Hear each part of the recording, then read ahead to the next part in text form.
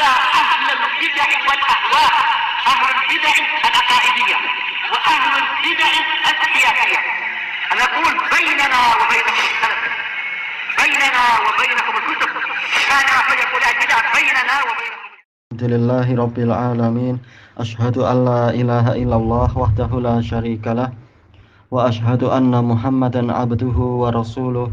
Allahumma shalli ala Muhammadin abdika wa rasulik wa ala alihi wa ashabihi ajma'in, amma ba'd. Masih di muka surat ke-26. Qala Syekhuna Abu Abdurrahman Radman Al-Hubaisy hafizahullahu ta'ala, mas'alah hal yalzamun niyata likulli yaum min ayyami Ramadan.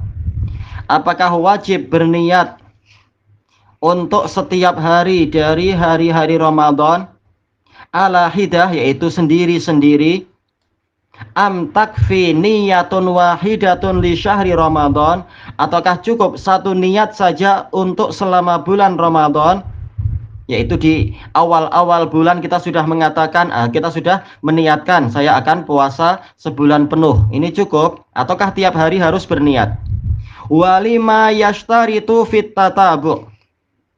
Dan juga untuk puasa yang disyaratkan di situ harus susul menyusul, puasa yang 2 bulan berturut-turut itu.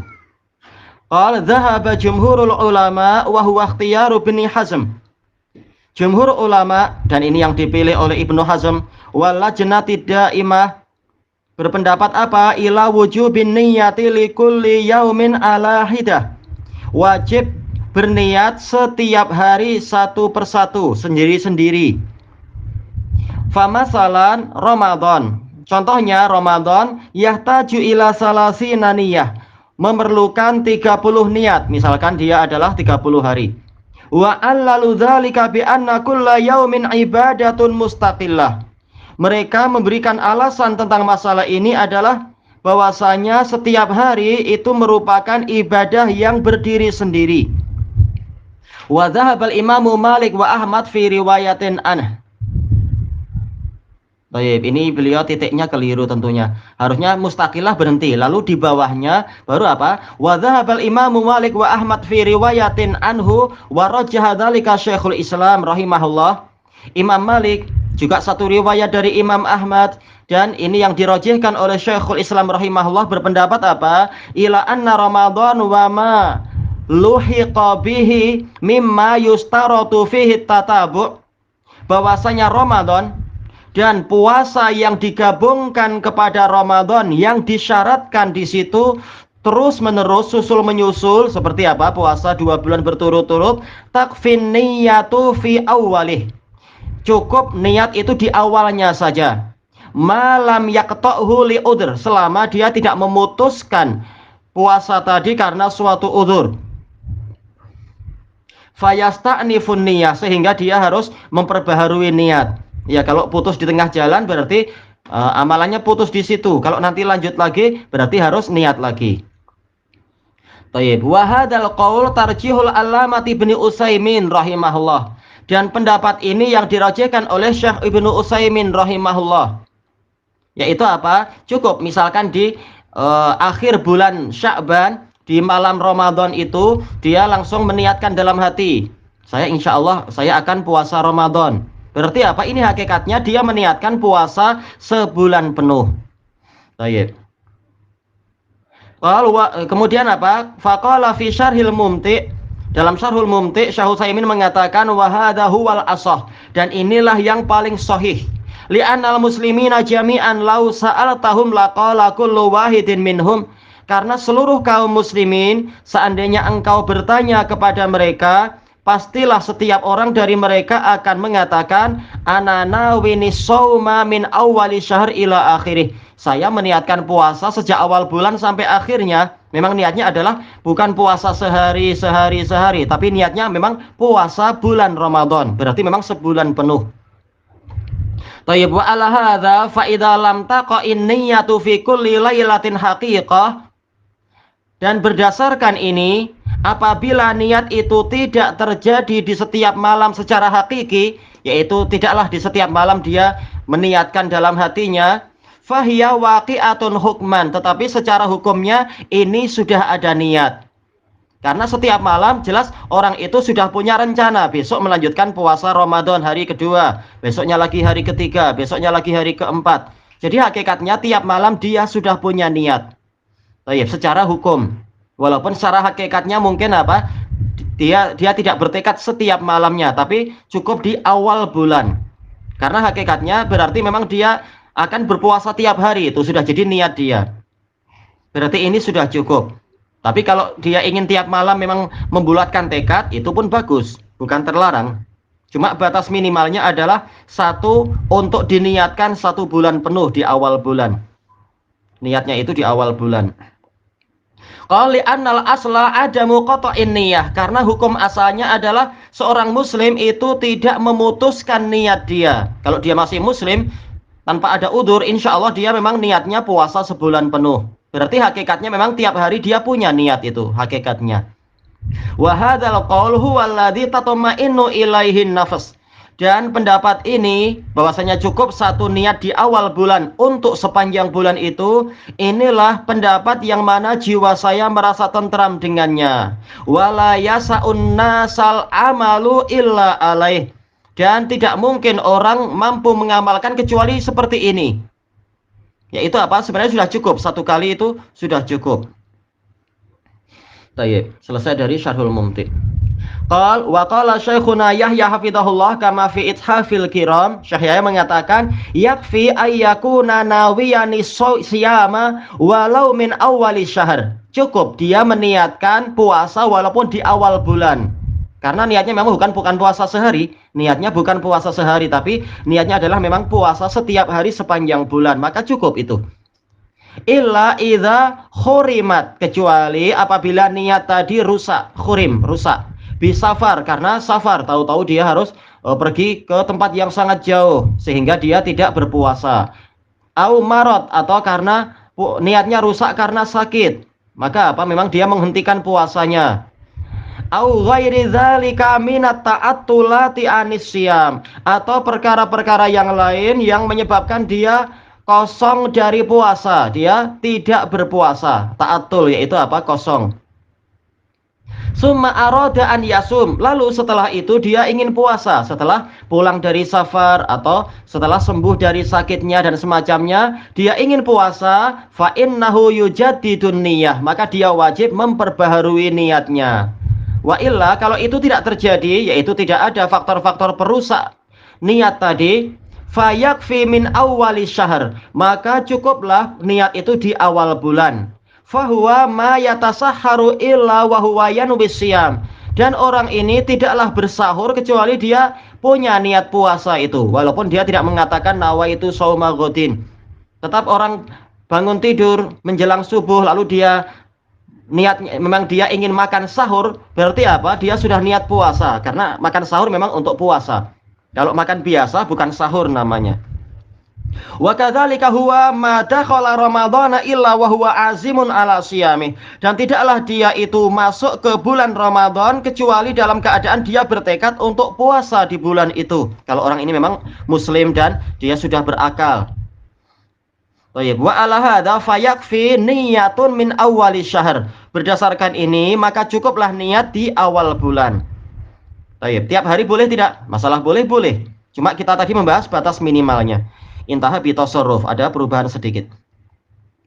Wa qala kama fil Kanjis Samin, beliau berkata juga Syekh Yahya sebagaimana dalam Kanjus Samin, fatwa siyam, tentang fatwa-fatwa puasa, takfi niyatun wahidatun malam tuhram. Cukup 1 niat saja selama niat itu tidak rusak. Binaqidin, karena suatu pembatal. Min safarin au marad, karena safar atau sakit. Wa nahwih, dan yang seperti itu. Fayalzamu tajdiduha, maka dia harus memperbaharui niatnya nanti. Selesai. Faidah kullu shaumin muayyan la budda an yanwiyahu qabla al-fajr. Setiap puasa yang ditentukan dia harus meniatkannya sebelum fajar. Mungkin apa? Puasa hari Arafah, atau mungkin apa? Puasa tanggal ke-10 Muharram misalkan. Kalau Arafah tanggal berapa? 9. atau puasa Ayyamul Bid 13, 14, 15. Memang dia harus meniatkan sebelum fajar. Tayyib, sawaun faridatan au nafilah, sama saja itu puasa yang wajib ataukah puasa mustahab. Tayyib, sebagaimana dalam Fathul Jalali wal Ikram karya Imam Ibnu Utsaimin. Masalah hukmut talaffudzi bin niyah, hukum melafatkan niat. At-talaffudzu bin niyah sawaun fi sholati awis siyami awis zakati awil hajj. Melafatkan niat sama saja di dalam sholat, ataukah di dalam puasa, apakah di dalam zakat, ataukah di dalam haji, ausairil ibadat, atau ibadah-ibadah yang lain, allati fiha niyah, yang di dalamnya ada niat, bid'atun muhdatsah, maka ini bid'ah, amalan yang dibuat-buat. Niat itu amalan hati. Tayyib, maka apa? Mengharuskan diri untuk mengucapkan dengan lisan, ini bid'ah. Li'anna niyata mahilluhal qalb, karena niat itu tempatnya adalah di dalam hati. Qala Syekhul Islam rahimahullah kama fi Majmu'il Fatawa, Syekhul Islam mengatakan la yustahabbu talaffudzu biha, tidak disukai melafatkan niat. Li'anna dzalika bid'ah, karena yang demikian itu adalah bid'ah.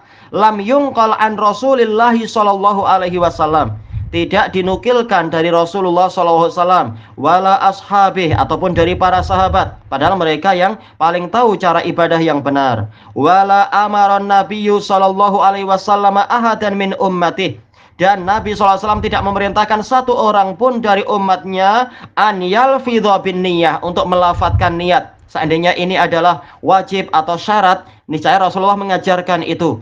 Kalau tidak diajarkan berarti apa? Memang ini bukan ajaran yang benar. Baik. Kalau itu syarat berarti selama ini Rasulullah membiarkan kaum muslimin ibadahnya rusak karena tidak melafatkan niat. Karena Rasulullah tidak mengajari itu, sahabat juga tidak mengajari, tabi'in juga tidak mengajari. Tidak mengajarkan hal itu. Berarti selama berapa ratus tahun ibadah orang rusak karena dibiarkan tidak menjalankan apa yang menjadi syarat. Na'udzubillah, dan ini tidak mungkin. Qal wala allama dzalika ahadan minal muslimin, dan Rasulullah SAW tidak mengajarkan itu kepada seorang pun dari kaum muslimin. Walau kana hadza masyru'an lam yuhmilhun nabiyyu sallallahu alaihi wasallam wa ashabuh. Seandainya ini adalah disyariatkan, niscaya Nabi SAW dan para sahabatnya tidak akan meninggalkannya. Lam yuhmil, tidak akan menyia-nyiakannya. Karena mereka yang lebih mengetahui seluk-beluk agama, dan mereka yang lebih selamat, lebih bersemangat beribadah daripada orang-orang macam kita. Berapa banyak dari orang-orang zaman sekarang kalau dikasih tahu sunnah Nabi begini, dia bilang, ini kan cuma sunnah. Dia meremehkan itu. Baik. Sementara Nabi dan para sahabat, sekecil-kecilnya kalau itu disyariatkan, mereka akan sangat memperhatikannya. Mereka akan sangat mengambil berat. Manakala talafut bin niat ini sama sekali tidak dinukilkan dari Nabi dan sahabat, berarti memang ini bukan dari ajaran agama. Tayyib, qal ma'annal ummata mubtalatun bihi kulla yaumin wa lailah. Padahal umat ini diuji dengan masalah melafatkan niat setiap pagi dan malam. Yaitu apa? Dalam sehari semalam kita perlu ibadah banyak sekali. Berarti apa? Kita perlu yang namanya melafatkan niat kalau memang itu diajarkan, kalau memang itu disyariatkan. Karena ibadah kita banyak sekali.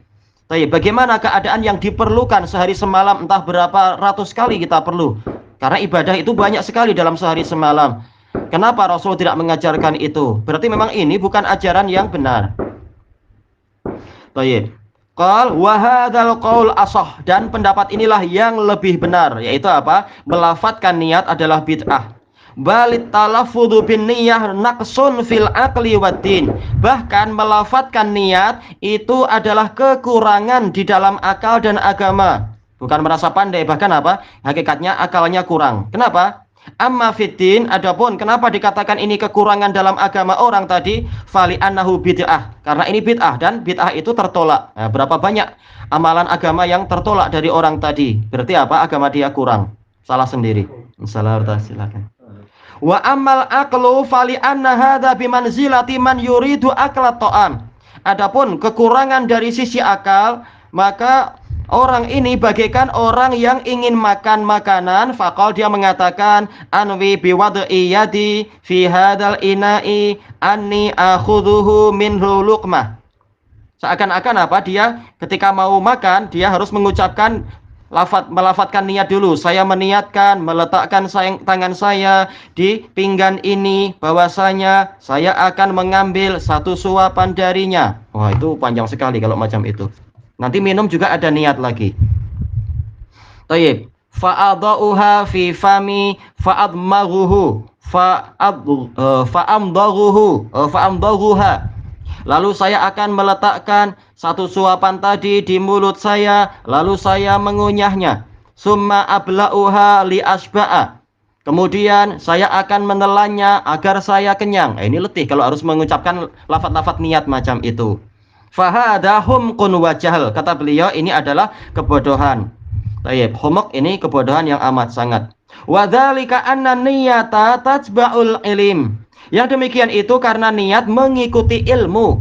Niat itu mengikuti pengetahuan. Famata alimal abdu ma yaf'alu kana qad nawahu darurah. Maka bila mana seorang hamba itu mengetahui apa yang akan dia perbuat, berarti memang dia telah meniatkan perbuatan tadi secara pasti. Tayyib, hakikatnya dia sudah punya niat. Karena apa? Hatinya menggerakkan anggota badan untuk bertindak. Berarti dia sudah ada niat, karena niat ini amalan hati. Fala yutasawwaru ma'a wujudil ilmi bihi an la tahsula niyah. Maka tidak tergambarkan disertai dengan adanya pengetahuan hamba tentang masalah tadi, pengetahuan seseorang tentang masalah ini, lalu tidak dihasilkan yang namanya niat. Ini mustahil. Tayyib. Dia tahu sebentar lagi dia akan masuk ke masjid untuk sholat. Berarti hakikatnya dia sudah punya niat untuk melakukan itu. Wa qad ittafaqal a'immatu ala annal jahra bin niyyah, dan para imam telah bersepakat bahwasanya mengeraskan niat wa takriraha laisa bimasyru', dan mengulang-ulang niat itu tidak disyariatkan. Bal mani'tadahu fa innahu yambaghi lahu an yu'addab. Bahkan orang yang terbiasa melakukan itu, mengeraskan suara dalam niat terus-menerus, mengulang-ulang, dia harus dididik. Ta'diban yamna'uhu anit ta'abbudi bil bid'ah, dengan pendidikan yang menghalangi dia dari beribadah dengan cara bid'ah-bid'ah. Wa idza'in nas, dan dari mengganggu orang bi raf'i sautih, dengan mengeraskan suara seperti yang terjadi di sebagian masjid di negara-negara lain itu. Tetangga orang yang di safnya terganggu karena dia terus-menerus nawaitu usolli, silaf. Nawaitu usolli, mengganggu orang di sampingnya. Seperti ini tidak disyariatkan. Wallahu a'lam. Wa qala rahimahullah kama fi majmu'il fatawa, Syekhul Islam juga mengatakan, wa amma talaffudhu biha sirran, adapun melafatkannya secara pelan-pelan, fala yajibu aidon, ini juga tidak wajib. Memang dia amalan hati, bukan amalan mulut. Indal a'immatil arba'ah, menurut 4 imam. 4 imam semuanya mengatakan ini tidak wajib. Wasairi a'immatil muslimin, juga menurut para imam muslimin semuanya. Walam yakul ahadun minal a'immah, dan tidak ada seorang pun dari para imam mengatakan anna talaffudha bin niyyah wajib, bahwasanya melafatkan niat itu wajib. La fi taharah, wala fi shalah, wala siyam, wala hajj. Baik itu dalam masalah bersuci, ataupun ketika sholat, ataupun di dalam puasa, maupun di dalam haji. Wala yajibu alal musolli an yaqula bilisanihi usolli subh, dan tidak wajib bagi orang yang sholat untuk mengatakan dengan lidahnya, saya sholat subuh. Wala usolli zuhur, ataupun mengatakan saya sholat duhur. Walal asar, ataupun mengatakan nawaitu usallil asar, dan seterusnya. Wala imaman wala makmuman, atau mengatakan sebagai imam atau sebagai makmum. Bahkan apa? Justru malah niatnya ini mungkin akan jadi riya, mengeraskan suara imaman. Ini malah apa? Boleh jadi dia akan riya di hadapan orang banyak, merasa dirinya adalah orang yang hebat.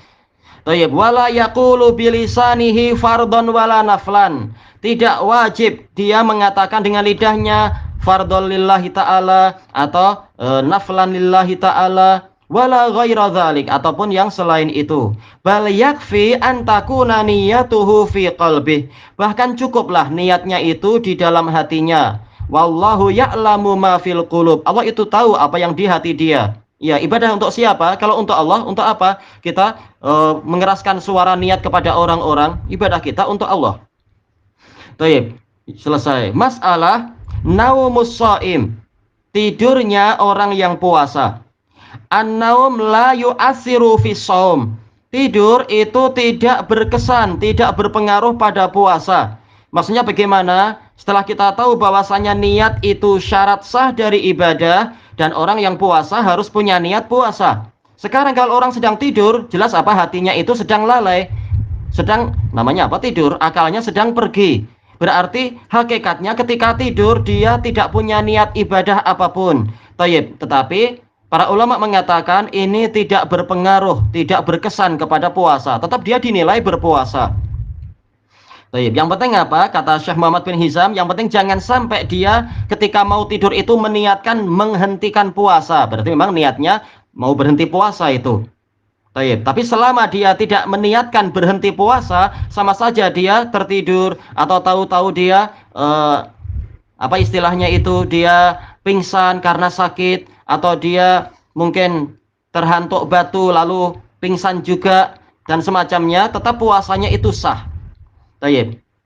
Bisa kalau apa masalahnya adalah masalah sholat. Kalau dia tertidur atau pingsan maka sholatnya batal.